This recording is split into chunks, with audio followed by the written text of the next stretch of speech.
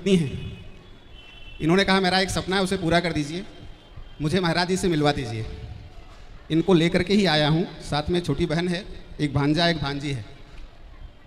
महाराज जी, मेरा कोई प्रश्न नहीं है, मैं सिर्फ अपने हृदय के अंतःतल से आपको धन्यवाद ज्ञापित करता हूँ कि सनातन धर्म के इतने सारे अनुयायियों को आप इतनी सही दिशा देते हैं। क्योंकि मैं पौरोहित्य कर्म से जुड़ा हूँ और मुंबई में रहता हूँ, अच्छे खासे यजमान हैं आप सबके आशीर्वाद से, और आपकी कथाओं की चर्चा होती है।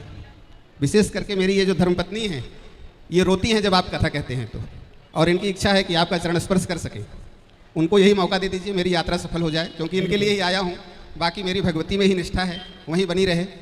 जी जी, ये आशीर्वाद प्रदान तो कीजिए। भगवती और भगवान ये कोई दो थोड़ी हैं।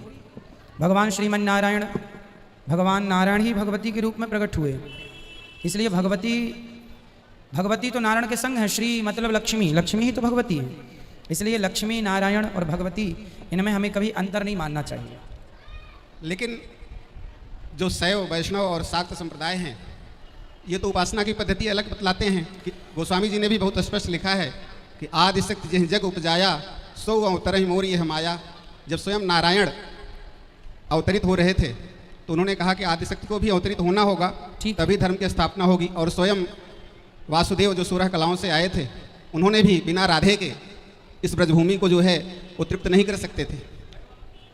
तो आदिशक्ति तो सबसे ऊपर हैं, क्योंकि दुर्गा सप्तशती में भी हम यही पढ़ते हैं कि उनसे ही सारी सृष्टि उत्पन्न हुई है। हालांकि हर पुराण में, हर वेद में, हर देवता में सबसे पहले वही स्थापित हैं, लेकिन आदिशक्ति के बिना तो यह संसार शक्ति विहीन हो जाता है ना महाराज जी।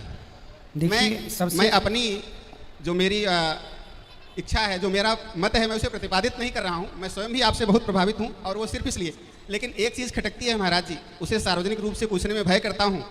मैं तुम्हारा अनुचर मुनिराया, अगर आप आदेश दें तो मैं पूछ सकूं? हाँ, बिल्कुल पूछ सकते हैं। मेरी इच्छा तो यह है कि मैं व्यक्तिगत रूप से मिलकर के उस शंका का समाधान। ना आप अभी पूछिए तो सबको लाभ मिलेगा।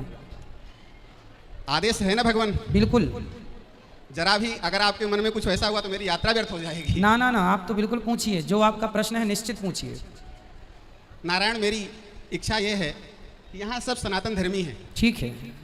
और हम लोग जो है हमेशा जो उदाहरण देते हैं, एग्जाम्पल देते हैं, अपने सनातन धर्म से देते हैं। हमारे जितने भी आप जैसे महान कथावाचक हैं, आप सब में अलग हैं। उनकी कथाओं के बीच में माइकल जैक्सन, मुगल या इस तरह से जो सिकंदर इत्यादि जो लोग आते हैं, उनकी जगह पर महाराज अगर हम लोग जो है अपने पुराणों से, अपने शास्त्रों से उदाहरण देना चालू करें, क्योंकि हमने इतिहास पढ़ा था बचपन में, तो हमें भी वही औरंगजेब बाबर पढ़ाए गए थे। लेकिन जब हम देखते हैं पुरातत्ववेत्ता, वह कहते हैं कि ये पत्थर 500 साल नहीं, ये तो 5000 साल पुराना है, तो हमें आभास होता है कि नहीं, हमको गलत पढ़ाया गया। तो हमारी इच्छा है महाराज जी कि आप सभी लोग, या मैं को विवेक निधि वल्लभ है तुम्हें से कई उपदेश, आपको उपदेश देने का अर्थ नहीं है महाराज जी, पाँव कांपेंगे आपको उपदेश देने में। सिर्फ ये इच्छा है कि उदाहरण भी जो सेट किए जाएं वो भी सनातन धर्म और वैदिक पुराणों से ही हो, तो बड़ी आत्मी प्रसन्नता होगी, क्योंकि वहाँ भरे पड़े हैं, कम नहीं है। सही है, सही है। क्या है, शास्त्रों की बातें जो है ना, उन्हें समझाने के लिए नाना प्रकार के उदाहरण दिए जाते हैं।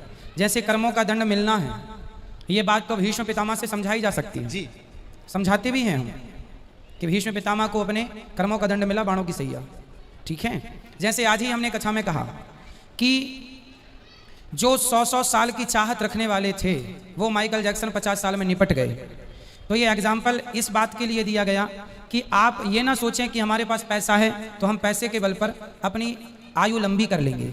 इसलिए जो एग्जाम्पल जिस प्रकार का है वो देना पड़ता है, और वो देने के लिए व्यक्ति का, जैसे कल ही के का निधन हुआ, तो प्रेजेंट में वो एग्जाम्पल देना जरूरी ये है कि जो व्यक्ति फिट फाट है, कोई बीमारी नहीं, कोई दिक्कत नहीं, ऐशो आराम की जिंदगी, वो भी तो श्वास तुरंत देखते देखते निकल गई।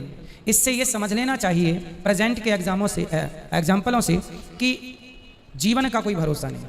तो जीवन का कोई भरोसा नहीं है। यदि इस बात को आज के समय से, कल की बात से ही हमने आपको यदि समझा दी, तो वो समझाने के लिए, बाकी जो गहराई की बातें हैं वो तो शास्त्रों की ही दी जाएंगी, पर प्रेजेंट की बातें समझाने के लिए प्रेजेंट के उदाहरण भी दिए जाते हैं, वो केवल समझाने के लिए। जी महाराज जी, देश काल वातावरण का उदाहरण बहुत जरूरी होता है, मैं उसे समझता हूँ, लेकिन मुझे यह लगता है ना कि हमें अपने शास्त्रों पर ज़्यादा जोर देना है। शास्त्रों के बिना, शास्त्र तो नींव है, स्वामी विवेकानंद जी विदेश गए तो श्रीमद् भगवद गीता सबसे नीचे रखी थी, ऊपर उनकी ना जाने कितने राइटरों की बुक रखी थी, किताबें उनके, ग्रंथ उनके अपने।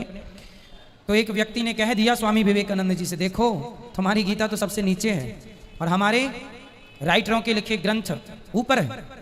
स्वामी विवेकानंद जी ने झट से अपनी गीता खींच ली, और जब खींची तो सारी वो जो पुस्तकें ऊपर रखी थी गिर गई। स्वामी जी ने कहा वेश तो यही था, सब रखे थे तो क्या हुआ, पर वेश तो यही, रखे इसी के ऊपर थे, ये गिरी तो सब गिर गए।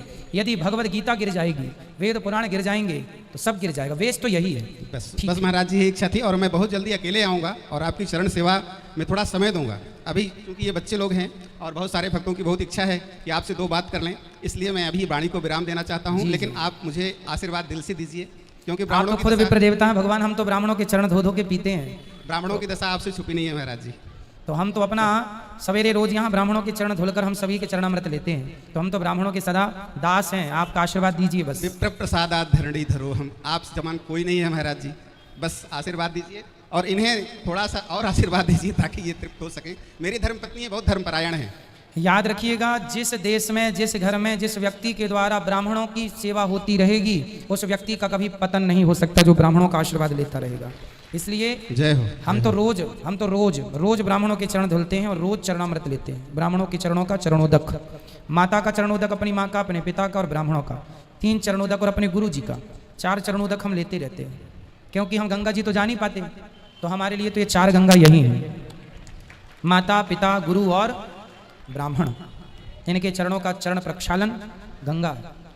नमो ब्राह्मण देवाय गो ब्राह्मण हिताय च जगत हिताय कृष्णाय गोविंदाय नमो नमः।